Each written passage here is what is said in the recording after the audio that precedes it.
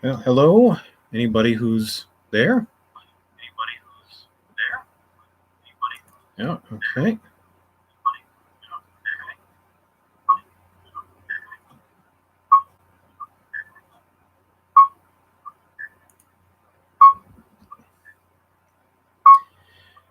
Well, if anybody's looking in, I'm early so I can resolve any technical problems that pop up, like I hear something going on.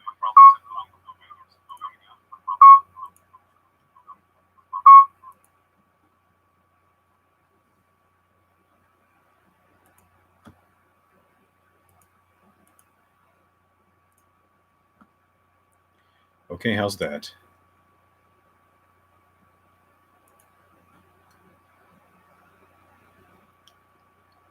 Okay. Well, if anybody is here already, it's a few minutes before 7. And since we said we start 7 o'clock, I'm going to be polite to the people who are still coming and wait until 7.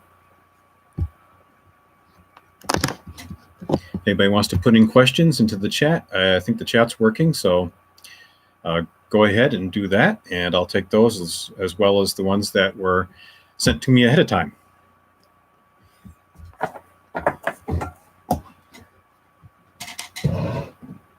And yeah, I might have to cut this out of the finished version. Guess we'll find out.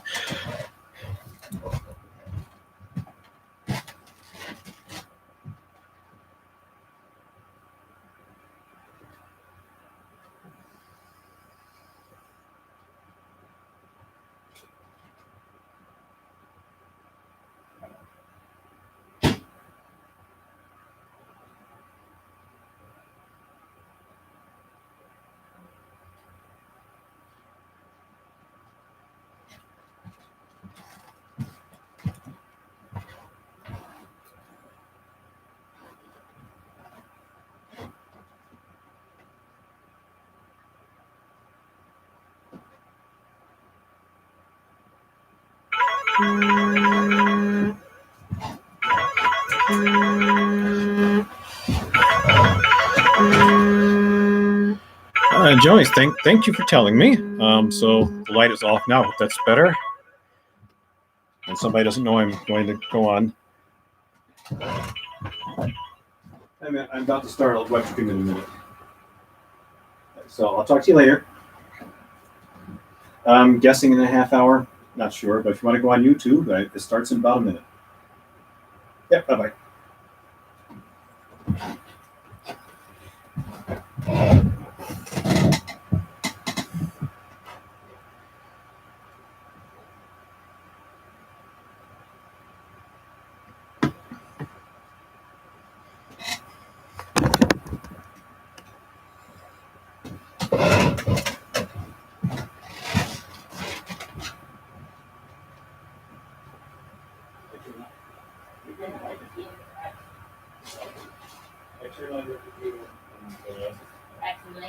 Yes. If you want, you can hold it beside you. Okay. Not to be distracted too often, do it once or something. There's something unlocked.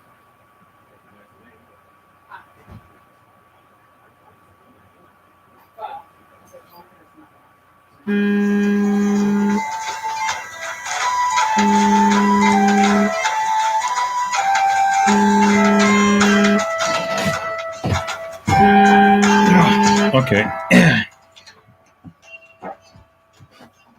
Hi, Tim.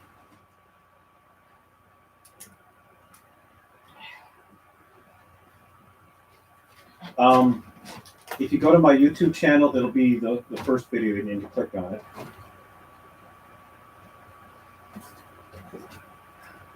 Look up Eric Ferguson 63B and you'll find it. Yeah, yep.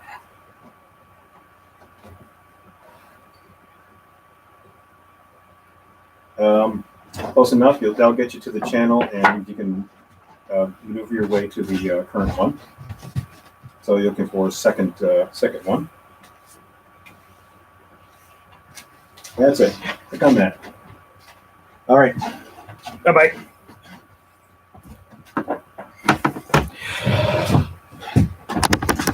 All right, it is 7 o'clock, and more people hopefully will join us later, but I want to be respectful of the people who are here now. So why don't we go ahead and get started? If anybody would like to ask a question, oh, there's a sign behind me. We had a bunch of those made up for the convention that, you know, we're not having. Yeah, okay.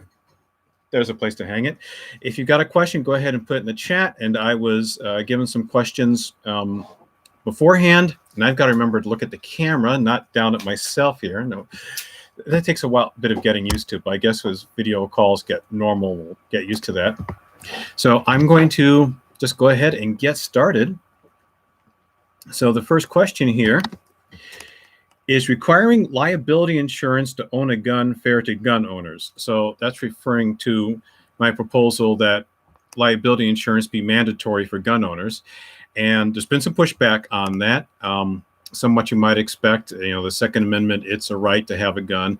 And the other actually being economic, that requiring gun owners to have liability insurance is a financial imposition on gun owners of more limited financial means. And I get it. You know, the guns cost money in the first place. That they can be expensive. Ammunition costs money. Fees for the target for shooting ranges can cost money. But none of that actually affects, you know, whether you are able to pay. We'll just that's okay. We'll just leave it. I think there are my buttons. Okay. Ta-da. All right. Sorry about that. None of the expenses that gun owners undergo have anything to do with whether they can cover their liability if they cause damages to somebody else, you know, or hunters too. Hunters pay a license fee. That's an expense, and I know hunting equipment's expensive, but the license fee is to pay for the management of game. It's not to cover if, you know, one hunter mistakes another hunter for a deer and accidentally shoots somebody. So I see it as very much like driving a car. If you want to get a driver's license, you have to have liability insurance. And the fact that you're financially stressed and it's hard to afford the car does not get you out of the neat requirement that you get the liability insurance. It's not a matter of your finances.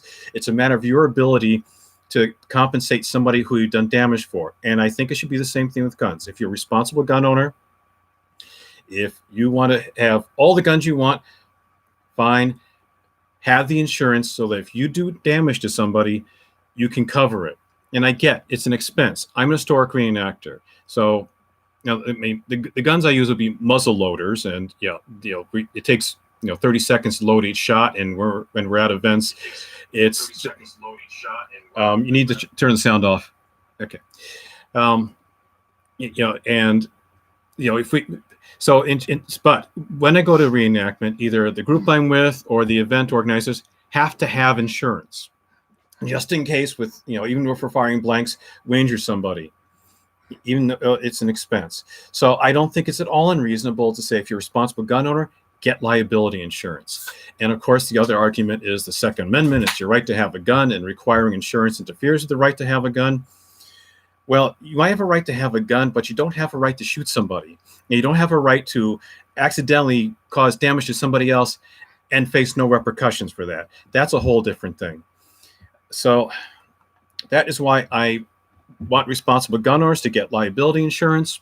And if you won't get liability insurance, or your record is so bad you can't get it, then no, you shouldn't have that gun any more than if you are an irresponsible driver, maybe nobody's going to insure you.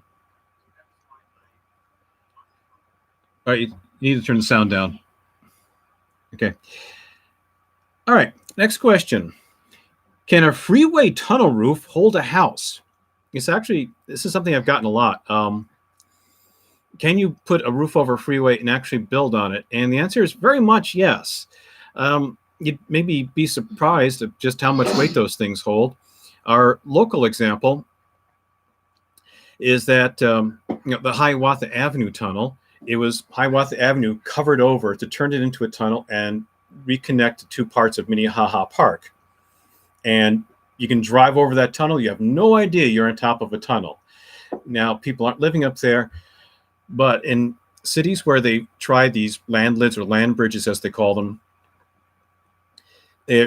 other cities have done parks. They've done it on a smaller scale than what I'm proposing, but they have built parks on top of these land lids, and these parks have park buildings, and every park building I've ever seen was a lot bigger and a lot heavier than a house.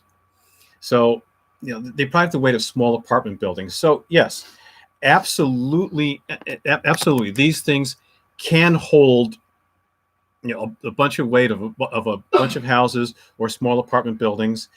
And the reason I want to build houses is because we have a chronic housing shortage in the central cities and the inner suburbs. We lost a lot of land when the freeways are built. They tore out a lot of housing, and now we have chronic housing shortages. So that's why I want to build housing, recover it by covering the freeway trenches wherever we can. And there's probably other parts of the state where that can work, not just right in the middle of the metro area. All right, and I'm going to look in the chat here. See, okay. Ethanol is questionable environmentally. I agree, but good market for Minnesota farmers. That's quite true. In view of Governor Walz's One Minnesota approach, is that enough reason to continue support for ethanol subsidies? I see it kind of two ways, because I'll admit, as a driver, I like ethanol in my gasoline in the winter because my gas line doesn't freeze anymore. That's great. But we were told that ethanol was going to be a bridge technology, and eventually we could use more marginal land that wouldn't have to grow corn. We could use natural prairie grass, and we haven't gotten there. And that's a lot of why I'm an ethanol skeptic. We're growing corn in land that maybe shouldn't grow corn, and we're sucking out aquifers because the land is too dry, or the land is too wet and it gets drained into the rivers. So I will be more in favor of ethanol if we could switch over to natural prairie grass. And if we can't, we do need to reconsider it. It's good for the farmers, but it's being really terrible for our land. And now you know this is live. Hang on a second. Honey, can you get the tea I left in the microwave? Thanks. Okay, so if you're wondering if it was live, there you go, folks. So here's a question. What experience do I have with GOTV organizing? I've worked as an organizer for campaigns. I was on the coordinated campaign staff in 2016. And I worked for some other candidates. And as a chair, basically what a lot of what you do is organizing. Not just get out the votes. In fact, it kind of comes late towards the end. Earlier on in the campaign cycle, organizing door knocks and phone banks. And of course, it's recruiting volunteers really year round for a lot of things. Running caucuses, obviously, is a big one, and the convention, and thank you so much, and forums and fundraisers. If you're a chair, you have to be partly an organizer. You have to have people skills. You have to be diplomatic. You have to be able to get people who don't agree with each other to all pull in the same general direction. So I think that's a strength I really would bring to being in the legislature, where, of course, is politics. It's still person to person. And I'm going to have to work with, even my DFL colleagues will probably have to be sold on a lot of new big plans. And to be sure, sometimes I'll have to establish some kind of relationship with some Republicans, because even if we have the majority, we'll probably need Republicans to get a supermajority for a bonding bill.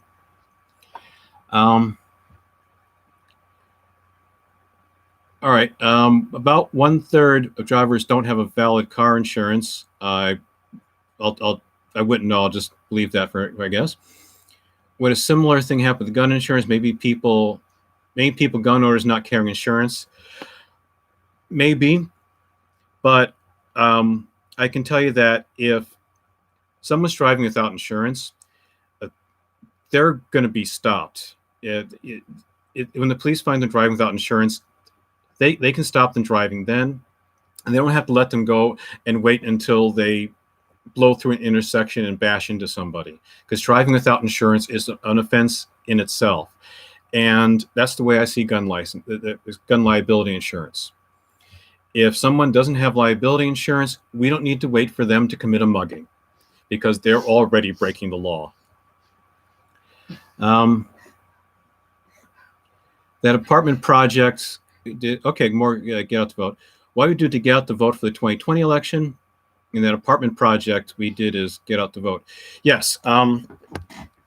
So that, Mark, is something. Thanks for the reminder. When I was chair, one of my first projects was collecting information on the apartment buildings in what was then our newly redrawn district, and I did a lot of research online to find the buildings that were in the district, and then I would take a precinct and find a volunteer, and did some myself, of course, and we would go street by street, confirming the information I found online and finding other multi-unit buildings that we hadn't found.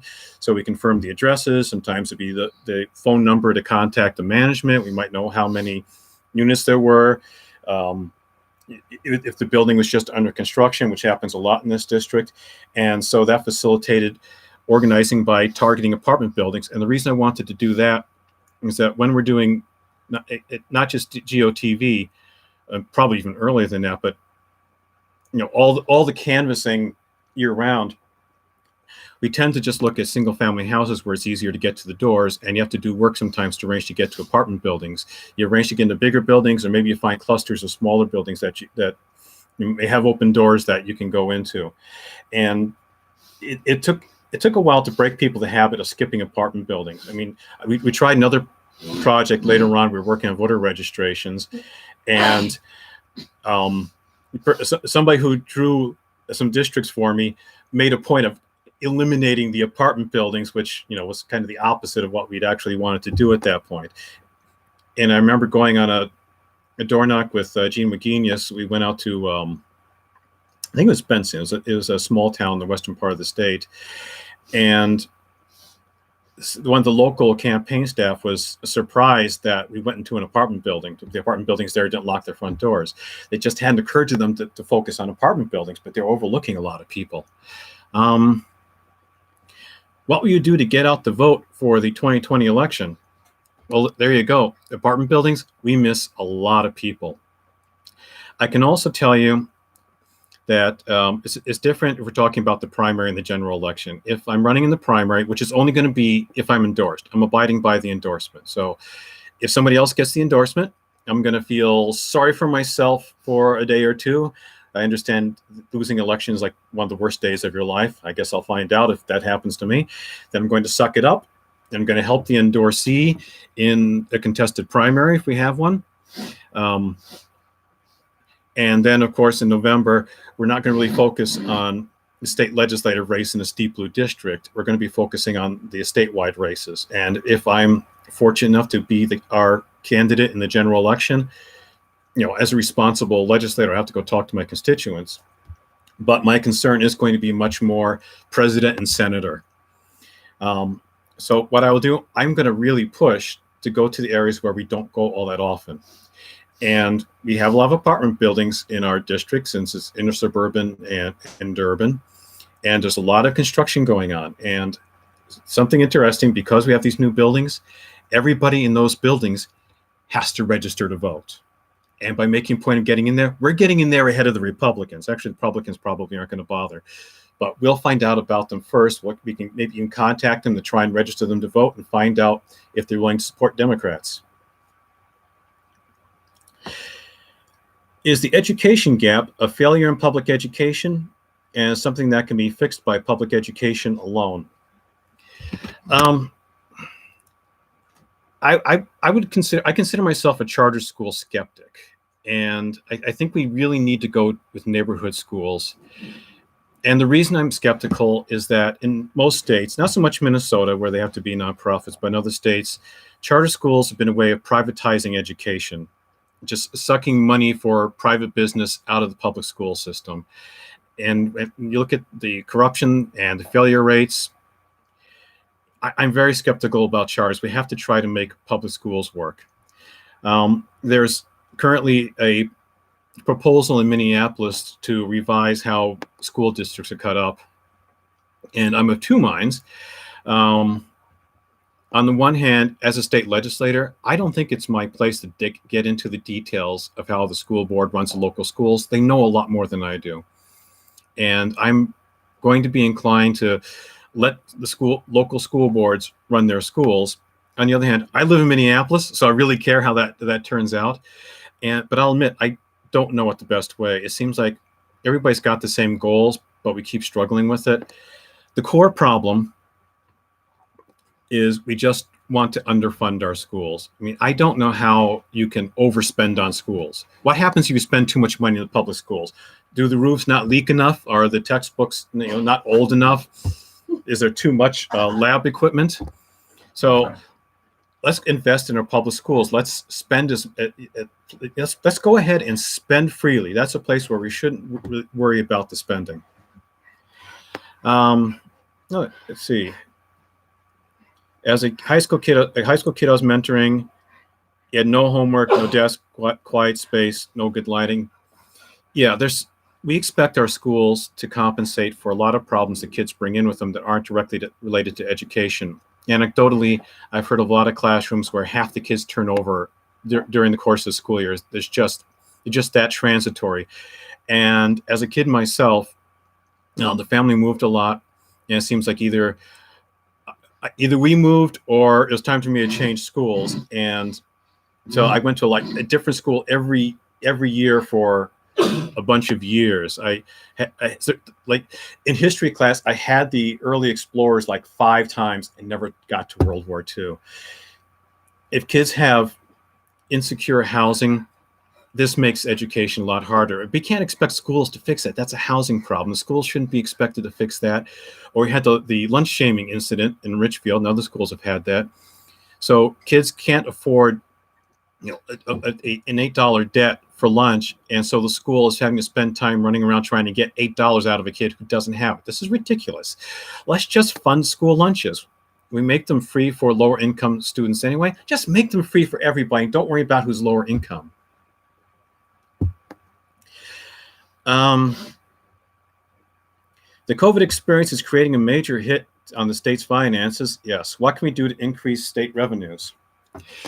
Do you remember what Mark Dayton ran on back in 2010? His campaign message was tax the rich. And it was straightforward. It was simple. People understood it. The Democrats who ran with it had a simple message to run on.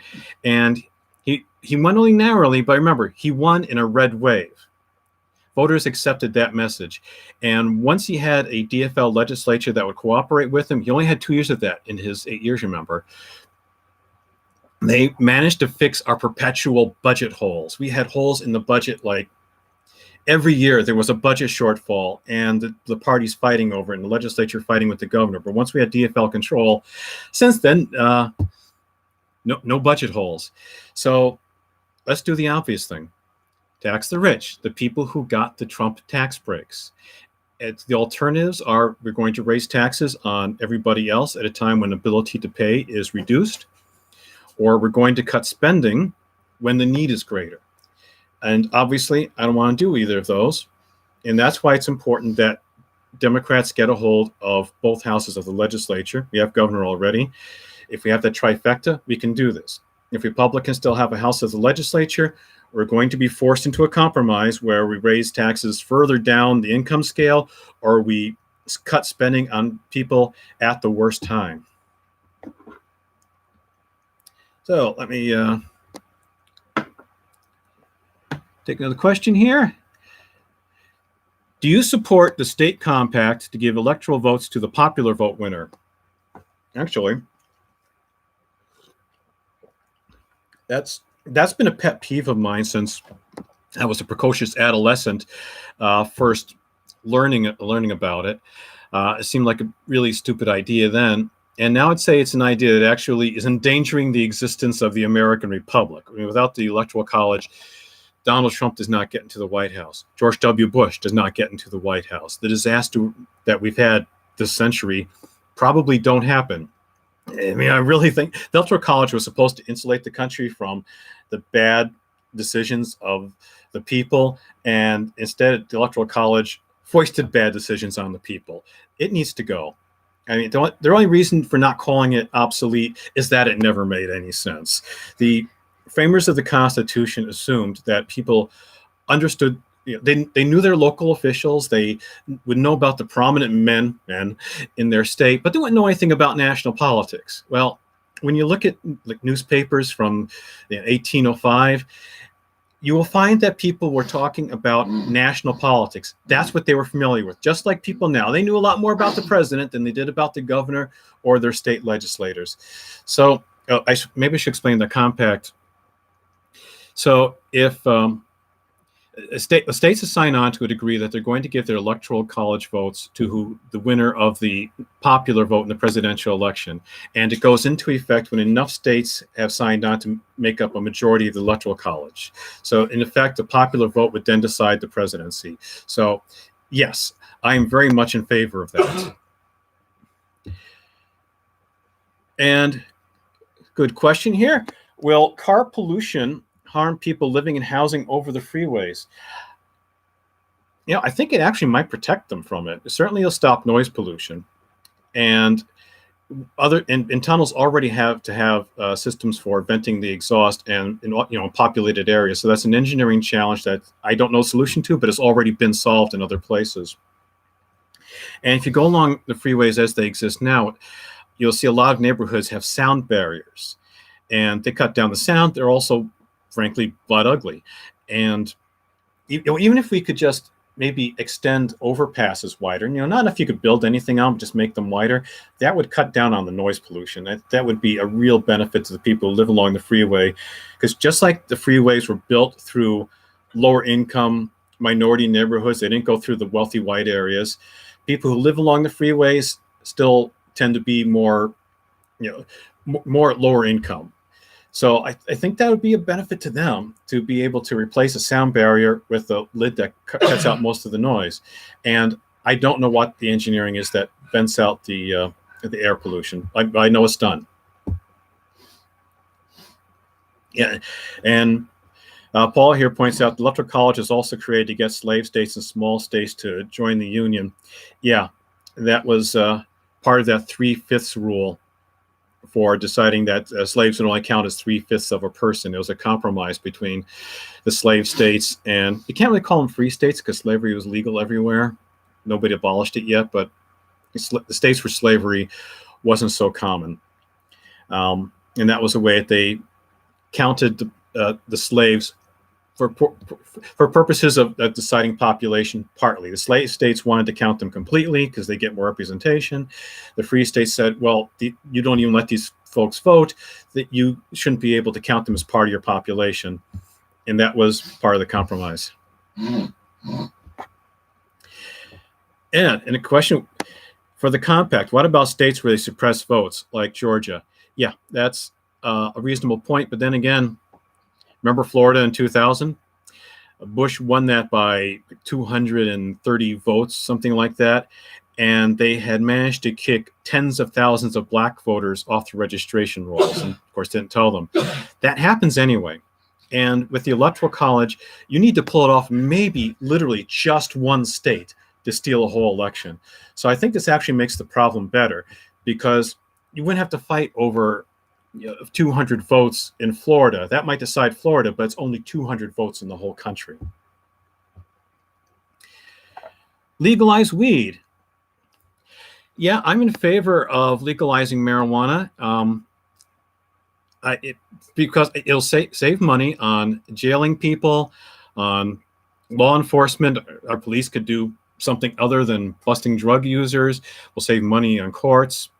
So I don't know how much money there is to be made in terms of taxing it, but I think it would be a money saver in what we wouldn't spend anymore. And I know Colorado has brought in about $300 million in the last year, I think it is, in marijuana revenues. Whether that's going to be normal, whether we could do that, I don't know. There might be something.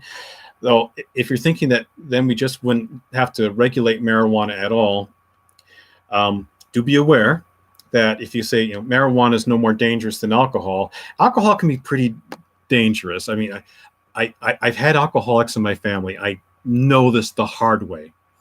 So we're going to still have regulation on marijuana, how old you have to be to buy it. And if we're taxing it, we're going to have to enforce the tax law. So we won't be busting people for drug use, but we will have to be willing to bust people for tax evasion. So there will still be some regulation, but I think that's going to be a whole lot better than what we have now. We're filling up our jails with drug users or really low-level dealers. Yeah, leave room in jails for those breaking into cars and garages. Yeah, completely agree with that.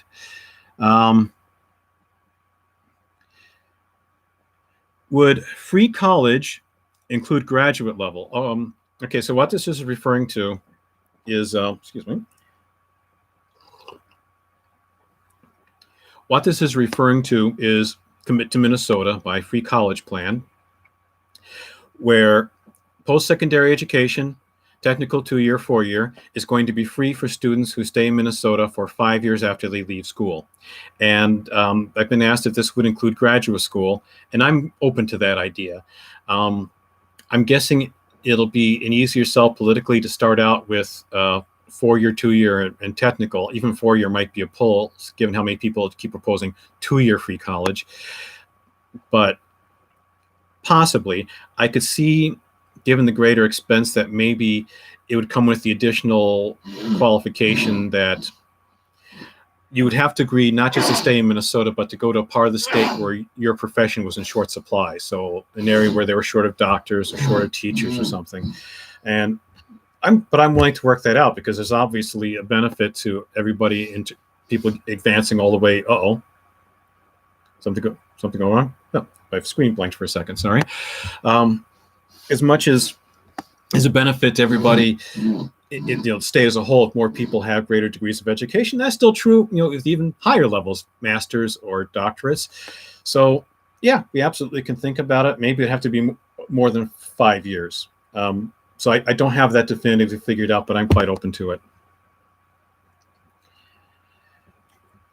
Will you oppose right to work laws? Oh yeah. Yeah, and could we stop using the other side's framing? Because I know that's the common terminology, but if people who want to bust unions came up with the phrase right to work, call it right to freeload. Because what this is that people who work in a union shop don't have to pay union dues if they don't want to, but they still get all the union services for free.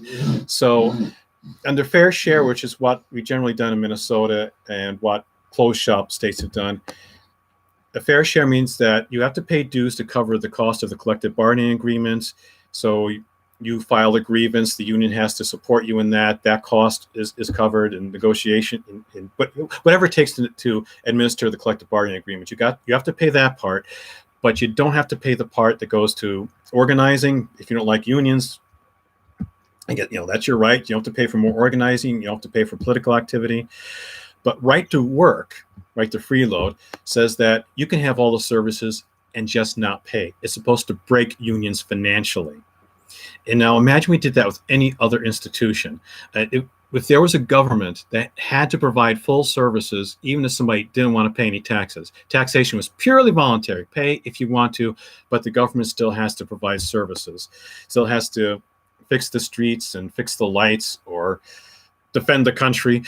And how long is that going to keep up if taxation is just voluntary? Hey, remember during the Revolution under the Articles of Confederation, as long as we're getting to early Republic history there, that was part of that problem, was that there was no taxing power on the part of the central government. States had to volunteer to pay money, and they didn't.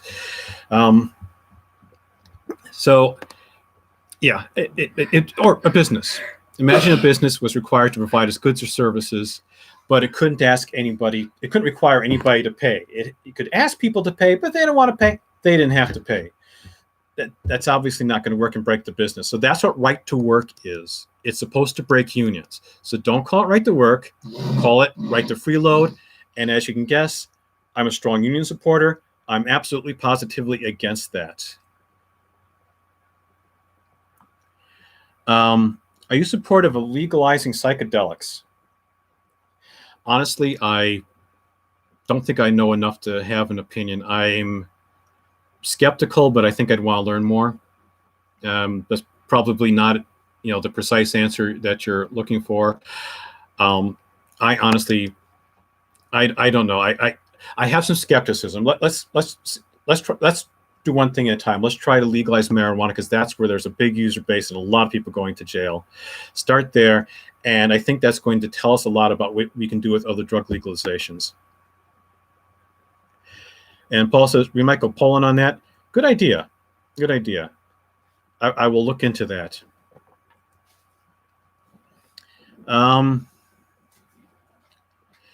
Do states have the right to defy Trump on staying closed? It's actually a essentially complicated issue and simple.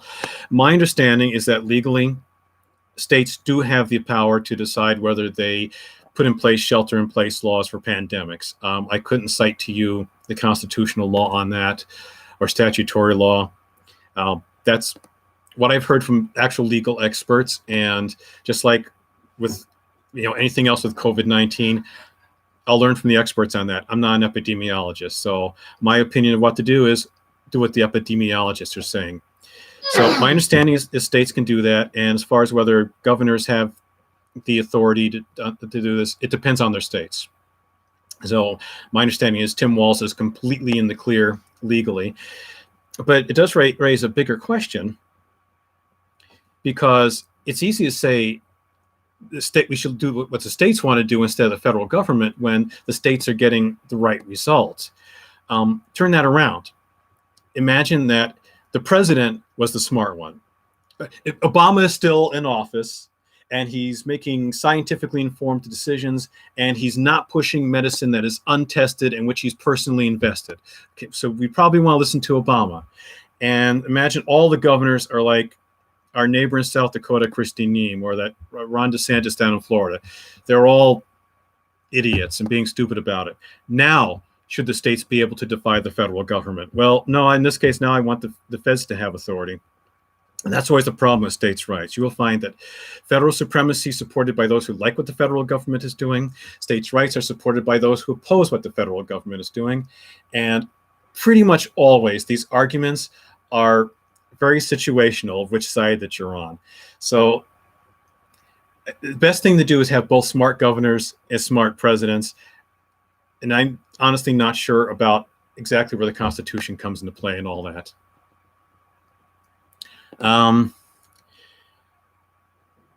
Pumped water is a big investment. It is a long-term project. What can we do locally in our district to conserve or generate energy? We have a problem in this inner suburban urban district because we have more limitations. We don't have a lot of space, so it's hard to put up wind turbines, and finding open space for solar farms. We're not going to do that. I'm willing to encourage home solar. I think that it's small potatoes compared to big solar farms and big wind farms, but in our own district, we could do that. We could encourage rooftop solar. We can inform homeowners about ways that they can conserve, how to do a rain garden. Perhaps there are buildings where if they can't do rooftop solar, they might be able to have like a rooftop garden, and that still cools it. And in conservation, I'm a big supporter of bike lanes and bike paths because I'm a bicyclist. That is completely 100% self-serving.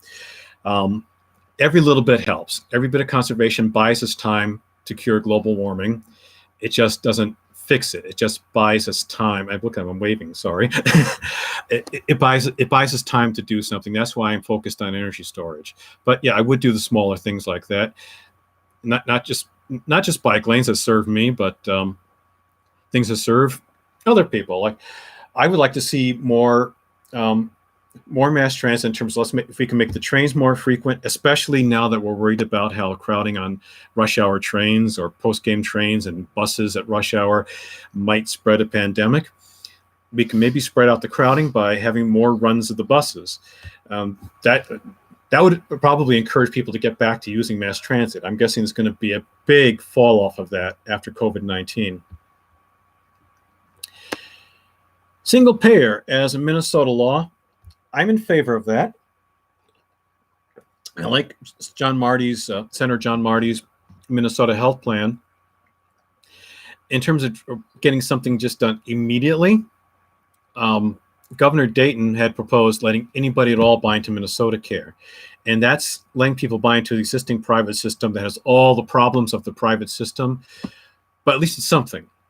and it could be done in a short term. So I would be in favor of that, not as a long-term solution. Long-term solution, I'd like to move to a single-payer system. Short-term, let's just get everybody health care. And yeah, speaking of which, let's not be shy about using this coronavirus pandemic to push for ideas that we're right about, like everybody ought to have access to health care and everybody ought to have paid sick leave. I spent a lot of my working life without health insurance or paid sick leave. I can tell you, I did go to work sick. I wasn't, actually, no, there was a time I was working in food service, working in a restaurant. And I don't know that I ever passed an infection onto somebody, but I would drag myself into work. It wouldn't have occurred to me not to go in. And I promise you that during this pandemic, there have been people who were starting to feel symptoms, but the bills had to be paid, and they still went in, and they could spread the infection to their coworkers. They could spread it to their customers, especially considering in food industries, people who work in warehouses or the supermarkets. They're always often working for low wages with no benefits, with no health insurance and no paid sick leave, and they're handling your food. So now it doesn't sound like maybe it would be a good idea to let everybody have health insurance, everybody have paid sick leave. So absolutely, I would use the coronavirus pandemic to push for that, because we were right, and we should not be shy about saying so, especially because Republicans will have no problems talking about how we need to react to this pandemic by cutting rich people's taxes again. Okay, what about water towers?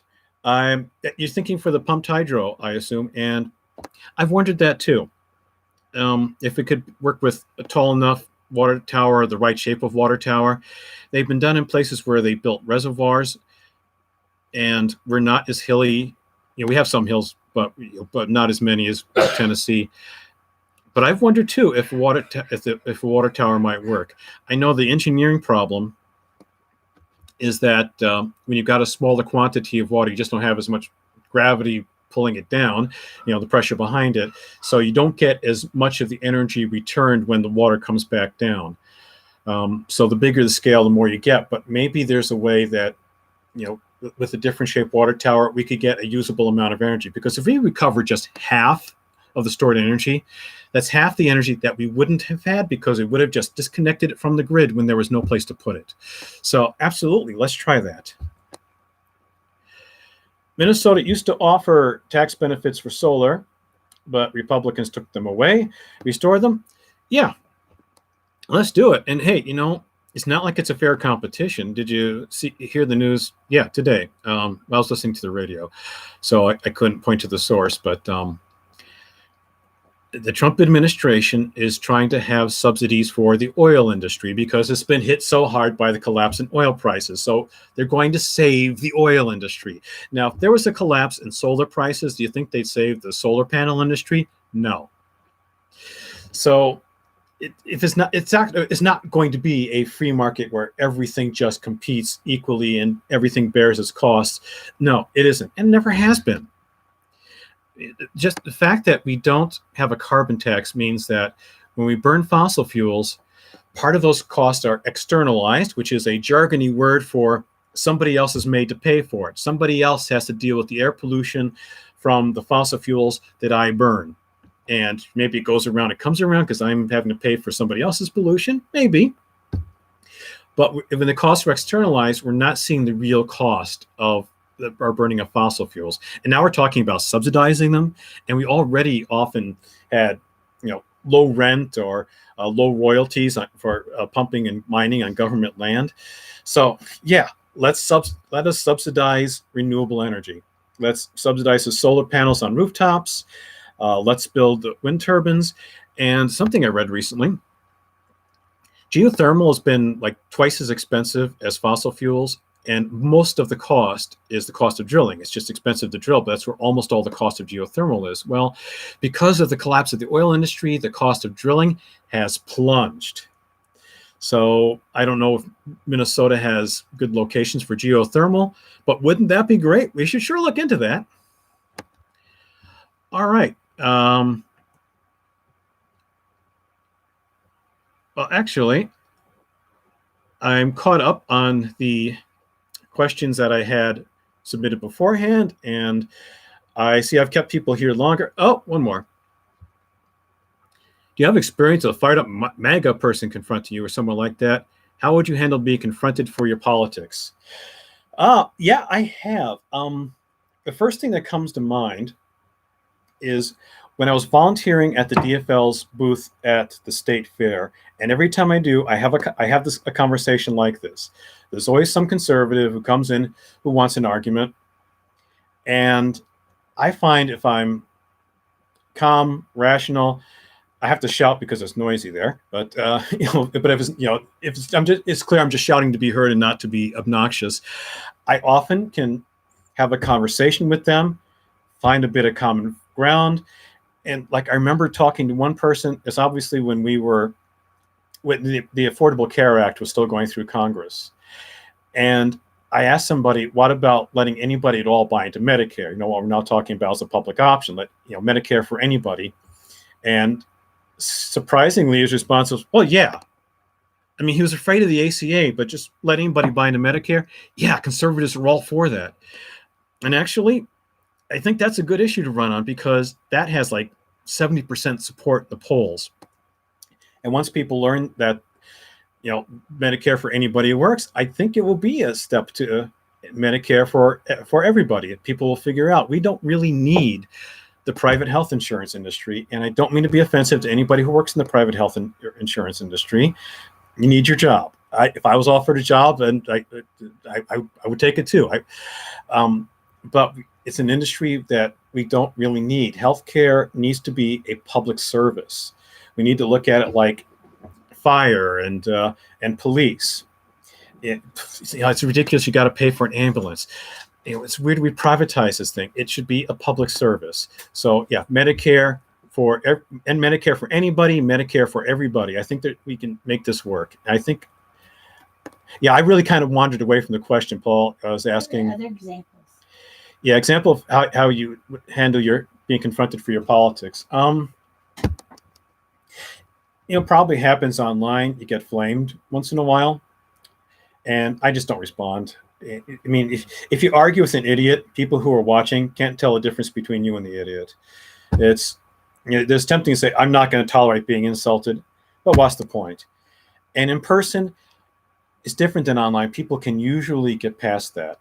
And as you can guess, I've been doing a lot of conversing during this campaign. I've had a lot of conversations where people disagreed with me, and that's okay. I mean, somebody who's with you 90% of the time is with you. I am happy. I'm pleased as punch to be able to vote for candidates who are with me 80% of the time, 90% of the time. That's terrific. I'll take it. And people are people. And if you can get a Republican out of the bubble, you can still get along with them. And as long as you're not trying to, if you're not trying to be confrontational, probably they won't be either. And if they do want to yell, just, you accept that, all right, we're not going to have a conversation. It's just not worth my time.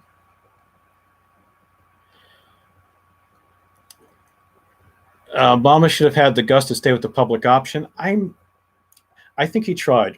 Remember the Senate filibuster?